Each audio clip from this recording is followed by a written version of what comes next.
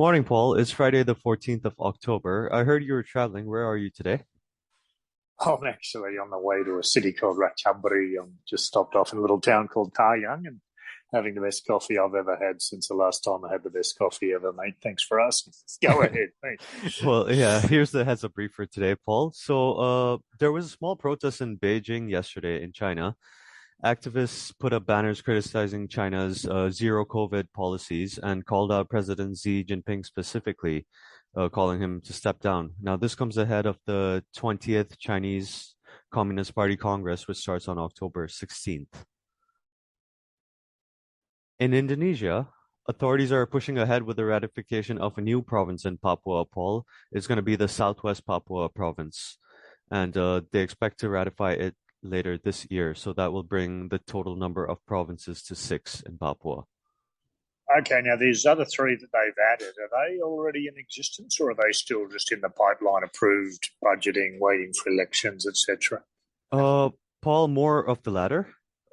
They are authorities will announce the governors of these new provinces by the end of the year, and they're setting up the capitals and sending funds to the areas for administration.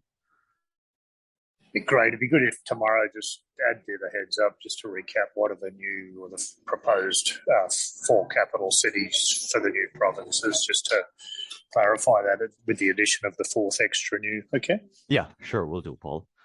Uh, Paul, meanwhile, in Malaysia, it's just getting a bit crazy there. The leader of the United Malay Nationalist Organization, Ahmed Hamidi, said that people will be targeted in corruption cases if the party loses. And UMNO is also going to seek a presidential pardon for former Prime Minister Najib Razak if it wins the elections, and he will then get a seat in parliament. Well, let's face it, he was only complicit in a $1 billion scandal, so it's only natural that you'd offer him a seat back and an amnesty.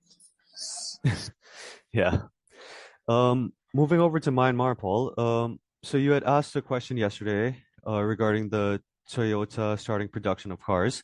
So Toyota will be producing cars, at a plant in the Tilawa Special Economic Zone. This is approximately 15 kilometers south of Yangon. It's about 2,500 hectares, the area, and there's a port in the area, the Tilawa port, which is one of the country's main ports. And in another special economic zone related item for Myanmar, a Chinese-funded power plant was opened up in a SEZ in Rakhine State. It's part of the China-Myanmar Economic Corridor. Okay, thanks. That special economic zone with the port right there, 15 k's across the massive new bridge. It's a Sumitomo heavily involved in that. Just keep an eye on that. That's interesting. Thanks. Yeah. Meanwhile, in the Philippines, a tropical depression will bring rains over the weekend. Now, in South Asia, in Pakistan specifically, authorities warned of terrorism ahead of the October 23rd local body elections in Karachi. There have been concerns about Sindhi and Baloch separatist groups and the Tehreek-e-Taliban Pakistan potentially disrupting the elections. Now, lastly, Paul, for the Europe, Middle East, and Africa regions, Russia yesterday said it arrested several people who were trying to attack the Turk Stream gas pipeline, which sends gas from Russia to Turkey.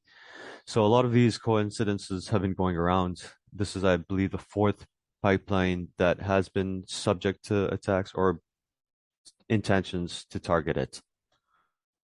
Yeah, it's very interesting given the energy crisis and the various geopolitical issues behind the commencement of the Ukraine-Russia war and also the various sabotages. So all we can do is keep an eye on it. It's too early to make a call, but it's not prudent if we follow the mainstream media on that one.